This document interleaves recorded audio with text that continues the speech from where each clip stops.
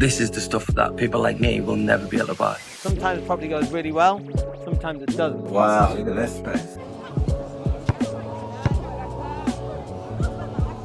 Not many TVs that I've seen bigger than that. What's it going to be? How many units? This will be The number one rule: location, location, location. Book quality as well. Have you looked at assisted sales?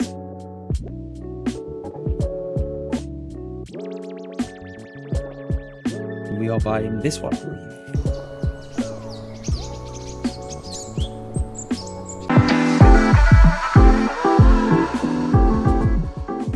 We're in Durham. We are right next to the Merryoaks estate where it all started for me, and we're about to see a property that a client of ours and a friend has developed from a 4-bed into a 5-bedroom HMO. This is all in Article 4 area right next to Durham University, and because of that the availability of HMOs is very, very limited. There's a high concentration of them. So now one of the strategies is to find existing HMOs and to optimize them and trying to maximize the layout. So our client Rav has done something very, very, very smart here and is in the process of refurb. He's not 100% finished, but you can also see a little bit about how that transformation process goes. So you can see a little bit of the old with the new. So let's go and have a look around. The move doesn't make sense because the amount of more money you make, you pay it on the rent, and it's like, well, what's the point? And everyone just gets stuck. There's no social mobility. Everyone thinks that everybody wants to be on the housing ladder.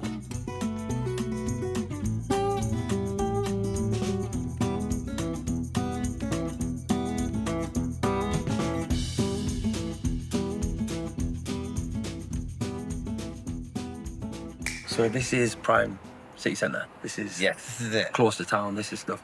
But this is the stuff that people like me will never be able to buy because there's some big, big whales and who buy everything. We won't mention any names. I won't mention any names directly, but for example, he owns that one. He owns the one next door, which has been empty for 4 years. So he's had an issue with number 12, who are arguing that his extension, because he's changed that from a 4-bed to a 7-bed, got private permission to extend out the back. And now she's arguing it's blocking her light, even though that's a HMO, so she doesn't even live there. But she's argued that and she wants 50 grand off him. So that's sitting empty now, but he can afford for that to be sitting empty. Yeah, He owns that one over the road, he owns about 5, 6 here, he owns hundreds in town. So that's the kind of people I'm dealing with if I wanted to buy somewhere like this. I was lucky that the seller is an old family friend. So she kind of gave me the option to buy it. She doesn't do me any deals. She doesn't give me any leeway. Yeah. You helped me buy this. She wanted to do it in 30 days. So we needed to bridge the deposit and bridge the house. Which we we needed did. 2 bridges in 30 days, which was stressful and ridiculous. And then we had the issue of my business partner wanting to pull out on day of completion. Yeah, Because he indeed. didn't want to sign the guarantor for the property. So we had to get around that as well. And I had to be the sole guarantor of the property, even though he owned half. He subsequently left the company after that, which has now caused an issue on another property. Under another refinance. So on Law's Barn that we've just been to, that's getting refinanced. But the original property that we first bought together, Fleet, who are the lenders, have realised that he has come off the company and we hadn't let them know. So I'm in breach. So while I was in breach, they wouldn't lend on, even though we were the day before of mortgage offer. So they've pulled that off. But now they've took a week to look at it and thought it's a cracking deal for them. So now they've accepted it and let me off with the breach. This episode is sponsored by Merryoaks Property Finance. Merryoaks Property Finance is a finance brokerage, and we specialize in property finance for investors, developers, landlords. So anything from buy-to-let, bridging, development, commercial, HMO, short lets, hotels, the whole 9 yards, we can support you on whatever funding requirement that you need. If you have a funding requirement, please do reach out to us in the show notes, and I hope to hear from you soon. Now, back to the episode. It was a good deal for them. Yeah, exactly. So they eventually agreed, but that's another week, 10 days that I'm sitting on a property that needs to be remortgaged that I couldn't get the money out of. So hopefully get the offer on Tuesday and then get the ball rolling, and then we are buying this one. Generally speaking, I mean, up and down the country, the people that have got access to the deals, estate agents, auction houses, they generally have their preferred buyer list. Yeah. And it's quite hard to crack that nut, isn't it? Yeah. So obviously these guys who own loads of properties come in with a cash offer. It's a 4-bed but we can go into the loft and make it a 5-bed, which is already done on that one. This one was just a modernisation, full modernisation back to brick. Still spent a lot of money on it. Needed a new roof, new windows, new doors. So we spent a lot of money on it. Has it been a good deal? Has it been worth the aggravation? So we bought it for 420, and we've just had that valued at 580. That's getting 220 a wall. 220. That's unbelievable. It's because it's the location. Obviously, you're walking distance. 2 minutes in the city centre, unless you're on dust. Right near the train station. All these are HMOs here. I think there's only 2 residentials on the whole street. And when they decided to sell them, we'll have to pass them one. Yeah, exactly. Do you ever do any like leaflet dropping, or you haven't got down that route? No, so obviously we were on the refurb for about 6 months, and the residents walk past, and you get chatting to them. Yeah. They kind of said, "Look, if we ever do look to sell, we'll find you," because they've seen what we did. I took them inside, I give them a little tour, show them what we do. We're obviously nice, we're friendly. My builder's really friendly, so they liked us. It's true, you know, sellers always want to hand over the property to somebody that's going to look after it, that's going to make him a little bit better. There is an element of emotional attachment. Of course, there is all the numbers game, and certainly once you own hundreds, it does become just a commodity which you can buy and sell and have no heart or emotion to it. But I think for the smaller landlords, that's why, again, I'm just like about this landlord bashing thing. It's like proper bugs me, because there's good people that are really trying to create good accommodation that actually do have a heart and do want to give it to somebody that they know. Like if there's 2 buyers there, one of them is a slumlord and one of them is a really nice landlord, they'd obviously sell it to the person who's going to make it a nice home again. I mean, I really care about the ones I own. I like to find something that I can do a lot to, and I can make it my own. But then I like to give it to students who I know look after it, and I want them to look after it, and I make sure they do look after it. Wow, look at this space. And then this is cool. This is like Soho House. so we try to go, like I said, ultra modern. Went a bit fancy with the flooring. I wanted a little feature wall, so we've done that. Stupidly expensive artwork. But as my first big refurb, I wanted that wow factor. We provided a PlayStation with this house. No way. In terms of occupancy levels, do you ever have any issues with voids? So, touch wood, luckily, stuff like this, it's kind of the first stuff that goes. Right. So in November, this will be rented for the following year. So this year, as soon as it went to the market, it was one of the first houses that went. The number 1 rule: location, location, location. But quality as well. It could be next door and rubbish. That might still be on the market, because you can't get a big group of people in a rubbish house. Yeah. I'd rather go stay in a student digs now with the university building so much. They can go live there and get free breakfasts and dinners and everything, they're including in the deals, and stay in somewhere. So yeah, you got to make it look appealing. It's got to be nice. It's got to be nice. They must want to live in it. It can't just be. And you get groups then, so you don't rent out individually by the room. You always get groups. So just one EST, and that's easy 5 to manage people, as well. A group of 5. Yeah. Nice big spacious bathroom. I just wanted to rent. Just to get a feel in the room. So again, TVs, nice size rooms, desks, wardrobes, everything included. We did a little feature wall. I can see the difference between this one and the one that you've just done now. Mm. And the one that you've just done, it's just a natural progression. You just get a little bit more sophisticated in terms of the types of fixings and fittings you're buying, more standardization, and it just evolves over time, like everything. Have you looked at assisted sales? It's where the property owner owns the property and you don't buy it, so you don't trigger the 7% stamp duty. What you do is you put an RX1 restriction on it and make sure that they can't sell it. And then you also get them to sign, you get power of attorney, and you get them to sign the transfer document, so that once you've got a buyer, you can just sell it to whoever you want. They don't get in your way. What you do is you don't have to put the deposit down, you don't have to pay the stamp duty, you don't even have to pay for the running costs. You might agree that as part of the deal, you pay the council tax, you pay the mortgage or whatever's on it, but you don't necessarily have to agree that even. All you have to do is put the bill cost in. And say that if you put it, like, it's worth 300 now, but you put 100 grand of your cash into it, it's going to be worth 500 at the end. Then you can split the profit at the end. So he's going to get not 300, but he's going to get 350. You're going to get 50 on your 100. And hey, presto, everybody's a winner. It's called an assisted sale. You're supporting him to achieve that higher amount, because nobody wants a 300 grand rundown property. The market for that is very, very limited. It's investors. They're all trying to and they're going to give you 300 for it. I'm saying I'm going to give you 350 in the next 12 months. And most people, if you can structure it like that and say it like that, you'll get the deal done. But there is a little bit of educating along the way. The signing of the power of attorney, that's a challenge, but people do it up and down the country. Happens a lot in London, because London, the stamp duty, all the properties are worth 500 grand to a million. Yeah. Stamp duty there is like £70,000 to buy a property, add value to it and everything. It's just like stamp duty kills it every time. So the only way to do it now is assisted sales. I love what you're doing in Durham. Keep doing it. Thank you. And we're going to play football later. Yeah, we're not going to kickball. That's love, man. Always good to see you. Yeah, good. Let's go. Keep moving. We've got to go to Newcastle now. Are you? And then we're going to go to Newcastle, see a couple of sites with the client up there, and then head back down for a game footy. Maiden Castle, 2:30. Yeah. Wow. That's cool. Wow, what space.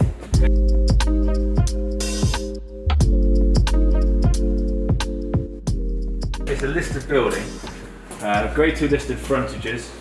Everything else is, Game. as you want. This was an auction purchase. How long have you been doing property yourself? 5 years. And construction, right? Yeah, we've been at the construction firm for just short of it. Well, we've been running our own site since before 2, because it was due to my son coming, and the builder walked off site the day he was born. And then I was like, well, who else is going to jump in on this? The construction site's been going 2 years. We've really been running that as a proper construction firm for just less than a year, really, because we were just fast-paced, kid, and everything else. You were like, right, just get people on. So yeah. And how long is it going to take you to do this project from start to finish? We've sort of factored in 6 months start to finish. We're a month and a half, 2 months in at the moment, really. What's it going to be? How many units? This will be 5-bed HMO, 5-bed, 5-bath HMO at the front, and then this will be a 2-bed /3-bed Airbnb, because we're close to the station. I think for the most part, there are a lot of good landlords that are just constantly trying to improve the standard of living. Yeah. And within the boundaries of like right building regulations and planning policies, and then all the taxes we're getting smashed with left, right and centre. And it just doesn't help when we're getting bashed as well in the media and being called like greedy, money grubbing. But yeah, so what we'll be able to do is hopefully come back and have a look at it once it's all done. Absolutely. So you said 6-7 months? It'll be 6 to 7 months total build, yeah. I can't wait to see it. And in terms of your interior design, do you do that yourself? Are you kind of like, are you good with colours and schemes, or do you get somebody in to do that side of things? We have a pretty basic, and especially for the 5-bed, for the HMOs, we've got a very basic. I'd say basic. It's not basic. We've got a cut and paste model that we do. It's very. It makes it very easy. You'll see it when we get to the next one. It's not complicated, but it does enough. It's just good finish. And the bathrooms are all pretty much exactly the same as well. I work off a model of a tile that's 1200, so we've got a 1200 tray in, 1200 walls, everything's off a sheet, 1200 floor. It means everyone knows exactly what they're doing. The placements are all there. It looks super clean, very professional. Backlit mirror, done. Like we're very, our look is cut and paste, but it's taken a few to get there. Done a good job so far on the strip out. You can get ready to see a blank canvas here. Yeah. I'm excited to come back and have a look. We will come back and have a look. Cool, yeah. Once it's finished, so we can actually stay in it. Yeah. This is again one of the beauties of real estate. More than welcome.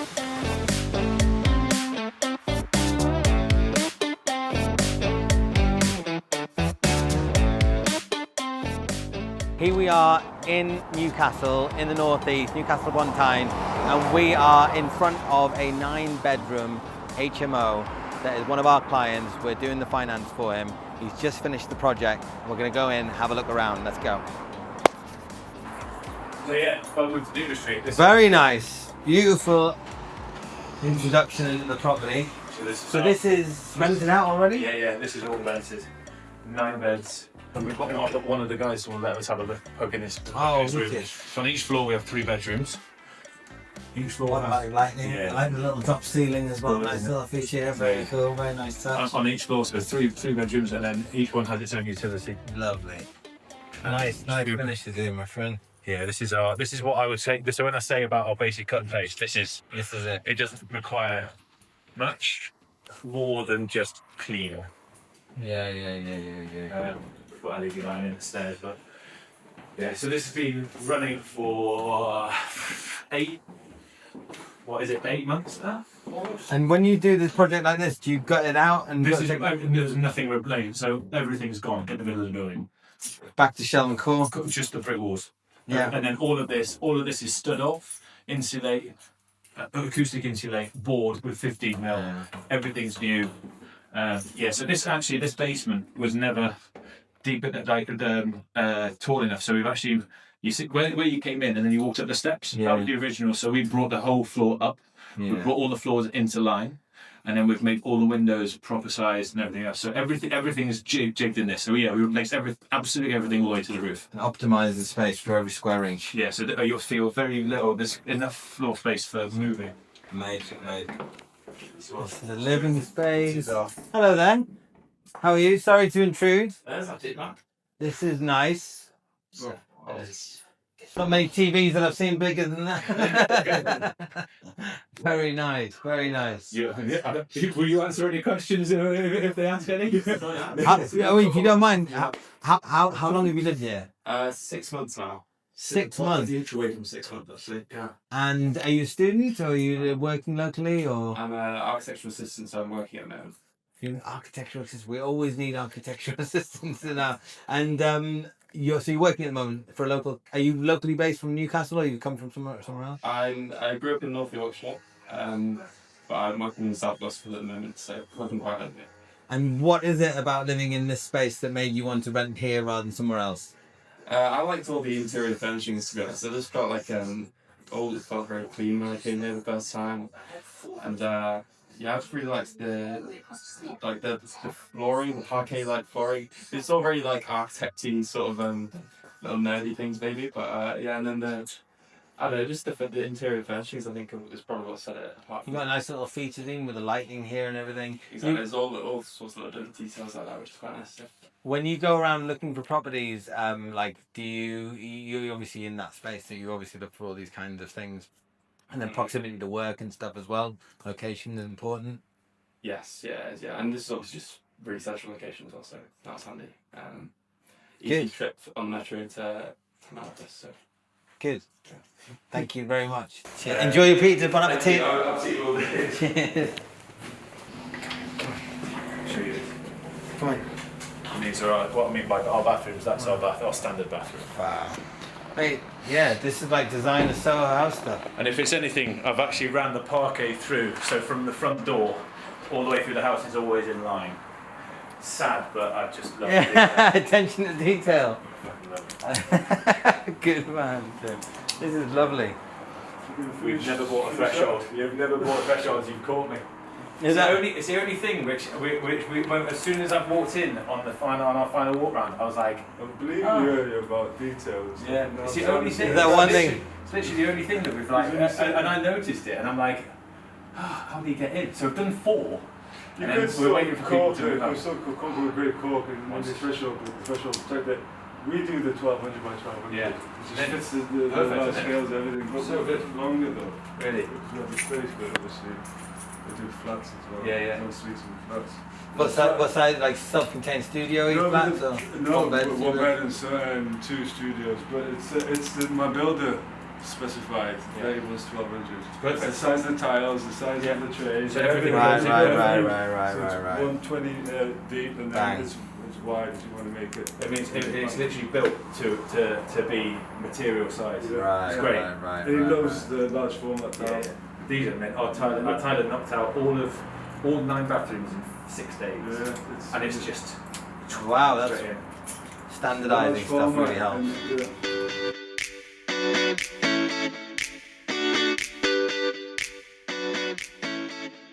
So just down the road from this 9-bedroom HMO that we've seen that's done absolutely beautifully is this other building, which is, I think they were going to create about 55 bedrooms out of it, and they ran out of cash, and now it's just left like that. So you can just tell, sometimes property goes really well, sometimes it doesn't. Property is generally problem solving, it's really problematic. And if you get it right, it's beautiful and it creates places we can work, rest and play. And if you get it wrong, it ends up looking like that and someone's going to come and solve it. And that's where hopefully good developers that we work with can be part of the solution, not the problem.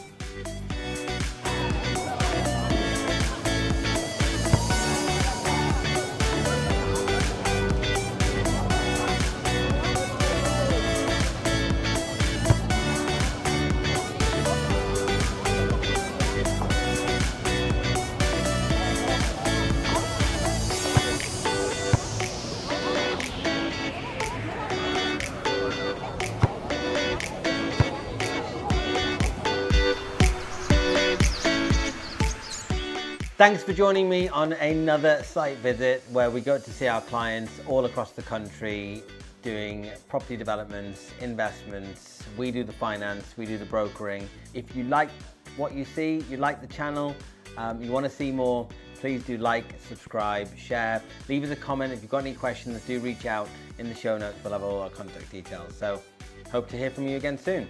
See you next time.